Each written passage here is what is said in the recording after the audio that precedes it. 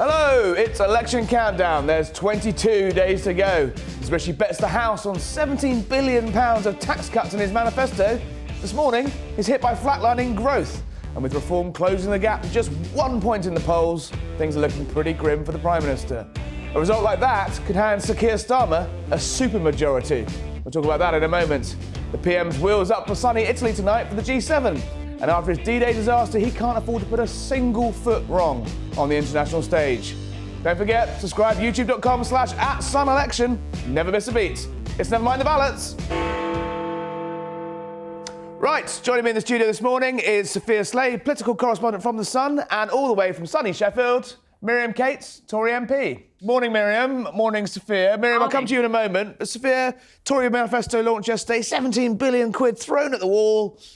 Is it going to make any difference? It was a big red meat platter. Oh, that sounds good. There was, national service. We've got billions of tax cuts, protections for pensions. Whether or not it cuts through, I think that remains to be seen at the moment. A lot of it we already knew about, and it's all being funded by what?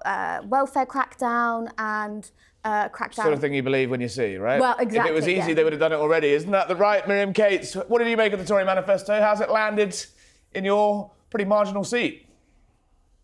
I think it's great. There are some really good policies in there, some that I've campaigned for a long time, so very pleased to see those. I think the individual policies are going down well. Obviously, it's only just been launched. I haven't spoken to many voters about them. And in discussion with voters, it's very easy to sell these policies. Obviously, it remains to be seen how much impact that has on the polls overall, but we won't know until July the 5th. But some very good policies in there, especially things like the child benefit changes. That's something I've campaigned for a long time. A proper ban on phones in schools. And also, I think the national insurance cut for self-employed people go down very, very well. Lots of self-employed contractors in my seat who, of course, don't benefit from paid holidays, generous sick pay, all those kind of things, and therefore wonder what they're getting for their national insurance. So I think some very, very positive moves in there. How are you finding the return of Nigel Farage and Reform? You said that you were never going to leave Reform. You were a true Conservative over the weekend. You must be feeling the heat if you felt the need to say that, right? Well, I've just been asked by so many people if and when I'm going to join Reform, and I thought I just need to be very clear that I'm not going to join Reform. Look, we live in a democracy, and there are problems with our two-party system, but don't get me wrong. The first-past-the-post system makes it very difficult for challenger parties to break through, and it means the two major parties are very broad church, too broad church, in my opinion. And that's actually what's made it difficult for the Conservatives to enact some very conservative policies. You mentioned in your introduction, why haven't we done some of these things already? And I think the answer to that is, although we have had notionally an 80-seat majority, because the party is split on a number of these issues, it's been quite hard to get them through. But look, I understand why people want to vote Reform. I understand extreme frustration with not just the Conservatives, but our consensus, our political and economic consensus over the last 30 years, which has not been particularly favourable to ordinary people in Britain. And I share those concerns. But I do think that we are facing potentially a large Starmer majority. I know you want to talk about that in a minute. And actually, is it the best thing for Reform to challenge all Conservative MPs and end up with a huge Labour majority? Or would it be better to look on a case-by-case basis at which MPs are likely to share their same kind of values? But look, we're a democracy. Anybody can stand wherever they want and make their case, and that's what we need to do. But I am a Conservative. I won't be leaving the Conservative Party. And although the Conservative Party has its problems, I do think post-election there should be an opportunity to rebuild into a party for all ages, a patriotic party that does have a kind of infrastructure and a loyalty that Reform doesn't have and won't have. On that note, I want to read you something which Grant Shapps has said this morning. He's been out and about in the media round. He said, "You don't want to have somebody to receive a super majority." He told Times Radio, "It's perfectly legitimate to say the country doesn't function well when you get majorities the size of Blair's or even bigger. And we would say that a lot of very good hard-working MPs who can hold the government of the day to account. And we say those MPs are Conservative MPs." That sounds to me a lot like a dramatic shift in the narrative this morning, and the Defence Secretary all but conceding that Starmer's going to win this, and win big. I don't think anyone's conceded anything, and we won't know for sure until July the 5th. But I do think it's an important point that very, very large majorities are not necessarily good for democracy. And actually, we saw that during COVID because Labour opposed nothing that the government did. The government essentially had complete control of what was going through Parliament. Labour didn't oppose lockdown. Labour didn't oppose government spending. Labour didn't oppose school closures. And I think, sadly, that meant that those things went on far too long in an unevidenced way and left us in a real pickle. That's what happens when there's no opposition. Now, again, people can vote how they want to vote, and they should do. It's completely up to them. They shouldn't be frightened by a prospect of one party having a particular majority when they go to the poll. They should vote how they believe is right. But I do think it's a fair warning that, particularly to Nigel Farage, actually, that if we had an enormous Labour majority, they would embed all sorts of things in our political system, in our constitution, like Blair did, things that we have not yet managed to repeal, which is why the judges have had so much power and we haven't been able to sort out illegal immigration. The idea that a left-wing government wouldn't do that on steroids with an enormous majority is for the birds. And of So course, what are you worried about? They've already said they're going to rewrite the Equalities Act, a piece of legislation that makes it very difficult for government to function at times. Votes for 16 presumably embeds that Labour majority going forward for years to come. Whose fault is this? How has the Tory party gone from 80 seats to the prospect of a 10-year Starmer administration tearing up the books even further? Sure, that is a question that will be answered in many, many history books. But I suppose a very quick answer is that COVID and Ukraine and some bad decisions by the government, let's be honest, no government is perfect, they all make mistakes, have left people pretty disappointed, particularly on the issue of immigration. I think the problems with the economy, inflation particularly, are a direct result of COVID spending, which, let's remember, was popular and everybody wanted. But I think immigration has been a big mistake in hindsight. We promised to reduce it. Unfortunately, post-Brexit, it went up for all sorts of reasons.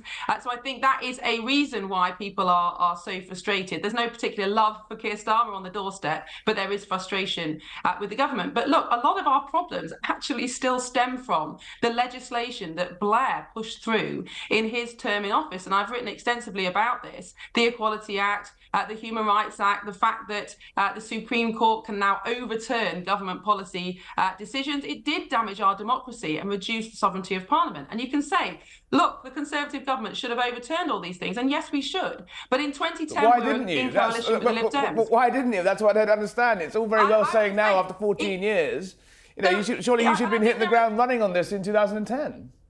Well, in 2010, we were in coalition with the Lib Dems. The idea that we could have reversed the Equality Act it's not true. There was no political capital and no majority for that.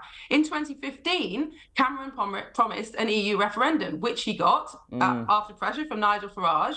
And then, of course, from 2016 onwards, the next 3 or 4 years of government were consumed with Brexit. Again, even had there been the will and the majority to reverse Blair's constitutional vandalism, we couldn't have done it because of Brexit. And then, of course, we had the pandemic. Now, I know some of your listeners will be sitting there thinking she's just making excuses. And, that's a fair point. Of course, we've been in power a long time. We could have done these things. But if we're realistic and honest about the past 14 years and the challenges that the government has faced, there just wasn't the political opportunity to do those things. But I do think in the last year, the government, Conservatives, have started to wake up to the consequences of what Blair did. Look at the row about biological sex. That is a direct result of the Equality Act, the Gender Recognition Act. These are the things that have allowed women's rights to be squashed, allowed children to be put in danger. Yes, of course we should have reformed it, but at least we're waking up now.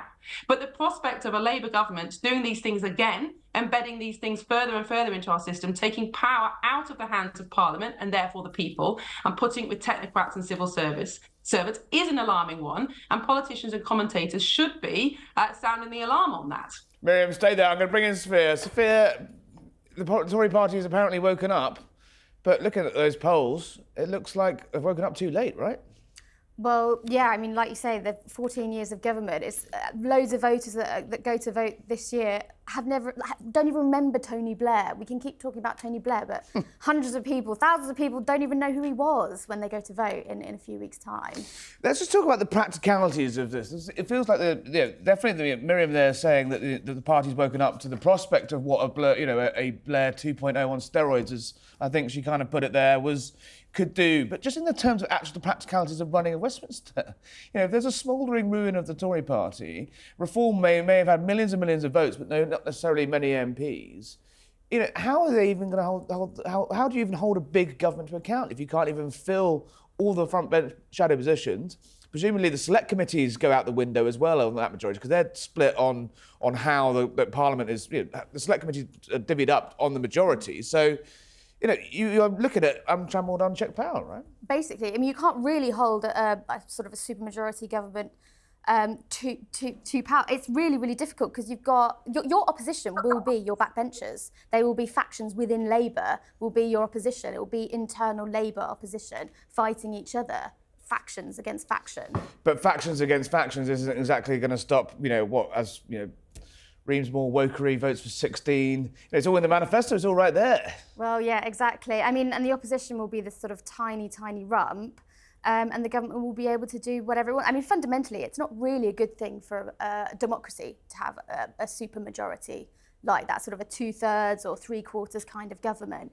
You see it in local councils, actually. Yeah. I'm not going to name any, but you can see them that are totally run by one party. You've covered enough local councils in your time to know that rotten boroughs exist. Yeah. You've got, their brothers are running the scrutiny committee, their mates running the other scrutiny committee. That's not accountability.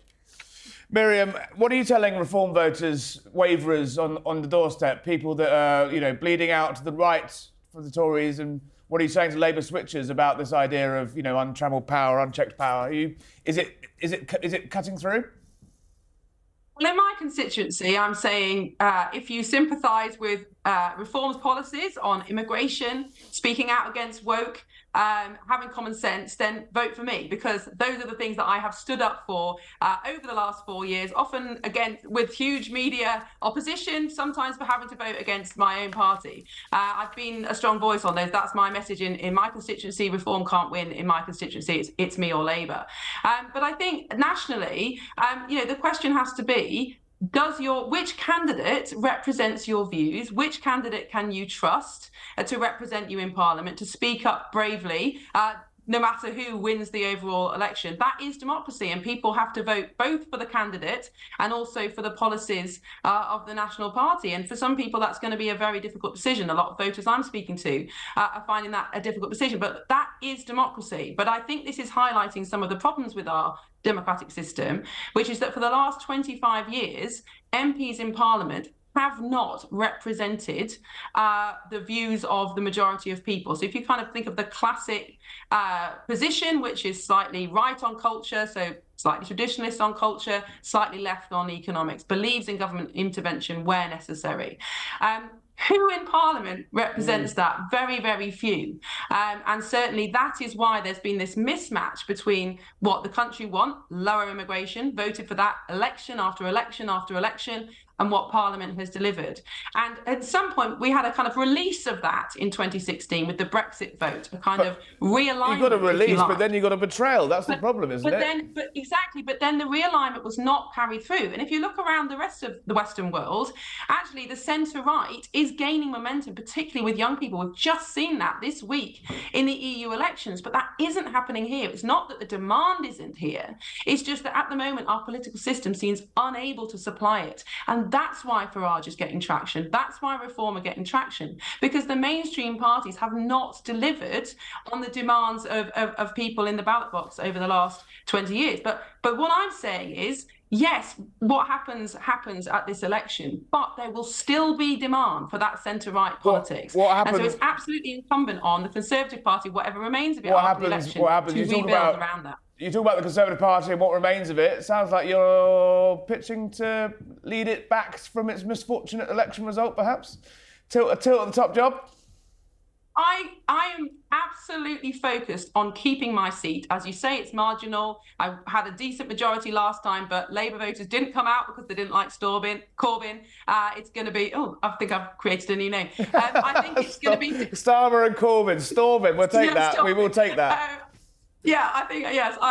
If I am fortunate enough to be re-elected, and of course that depends on my constituents, I do want to be part of rebuilding the party, because I do believe in the Conservative Party and whatever role I can play in that. But, who knows? I'm not going to say the polls are wrong. Of course they're not. We are behind. But I think as it gets to election day, they will narrow. These policies that the Conservative Party are putting forward are popular. The Labour policies aren't popular. And I think people will start to think, do you know what? Yes, the last 14 years haven't been great, but do we want Starmer, or do we want a Conservative government that is at last starting to put these policies in place? Miriam Cates, I think on Never Mind The Ballots, we call that not a denial, but I didn't hear one. But good luck. I just want to be re-elected, Harry. That's Come back and see us soon. Medium-term goal. Thank you for joining Never Mind The Ballots. See you soon. Thank you. Sophia, I think that was a pitch, right? Well, her name has been doing the rounds for quite some time. Right, moment of the day next. People can be very cruel about Keir Starmer and say he's a flip-flopper who changes and blows in the wind and says one thing to one person and something else to somebody else. So let's see what he said yesterday about the Tory manifesto. This is coming from the party that's put tax to the highest level since, for 70 years. And they're building this sort of Jeremy Corbyn-style manifesto where anything you want can go in it. None of it is costed. A Jeremy Corbyn-style manifesto. What does that mean? Any promise the world, unfunded, throw things at the wall, see what sticks. A Jeremy Corbyn manifesto that Keir Starmer stood on in 2017. And let's see what he said in 2019 about it. About to get a train to meet the rest of the Shadow Cabinet and Jeremy Corbyn in Birmingham to launch our manifesto. And that's what this manifesto is about. Real change, ambitious change.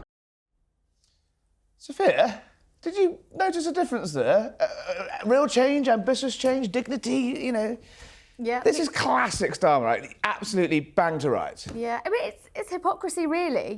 He stood on he tried to make that man Prime Minister. Twice. Yeah, twice. He backed his manifesto. He sat in the Shadow Cabinet, post Novichok. And now he's slagging off the manifesto that he presumably would have been, a co-signatory, signed off himself. To Starmer's credit, he has booted Jeremy Corbyn literally out of the Labour Party. The Labour Party is unrecognisable at the surface from 2019, the nuclear triple lock, all of that. He has moved on. That's overreach, though, isn't it? That is borderline taking I'm not going to swear because it's early in the morning, but there's no off comment anyway, but it's taking a mick. Absolutely, and I think voters will look at that and go, can we trust this man? If he says one thing 4 years ago or 5 years ago, whatever, and another thing now, do we really believe him? Labour manifesto tomorrow. We're told and assured and repeated there's going to be nothing exciting in it, nothing we don't know already. The 5 steps become 5 pledges. He's probably going to chisel it in stone again. Is there going to reach a point where they overreach again and think, this idea they're ghosting into number 10 without really saying what was going on? We have to read in The Guardian from Shadow Cabinet Ministers about 13, 14 planned tax rises and an emergency budget in the autumn. Is it going to get away with it? I mean, that's their total strategy. I remember speaking to an MP even a year ago saying, have you got any whiffs of policy ideas? What are you guys cooking up? And, they said to me, policies? People don't want policies, they want change. And that's their whole strategy. Say change, but don't tell people how you're going to change. We will see how that works for him. That part of the show we've reached every day. What's Ed Davey been doing this time? He's on a boat. He's on quite a nice boat, actually. That looks, quite civilised. There's a little bar downstairs. Sophia, boat appears to be going backwards. Not sure that's how you meant to sail a boat. I mean, you're asking the wrong person, but probably not representative of the Lib Dems' fortunes in the polls at the moment. No, absolutely. And they were actually bumped. They got a little bump from their manifesto in the polls. No, Ed Davey going the wrong way, steering the ship into what looks like it could hit a pier. But there he is, living the time of his life. The Ed Davey bucket list tour continues, and we will be back to see where he ends up tomorrow. I've got a plane to catch. I'm going to Italy. I will join, hopefully, with the power of technology, never mind the ballots, from Puglia in the south of Italy. So looking forward to that. We'll see you tomorrow. Don't forget to subscribe. youtube.com/@sunelection. You'll see all the videos first. Thank you to Miriam Cates. Thank you to Sophia Slay.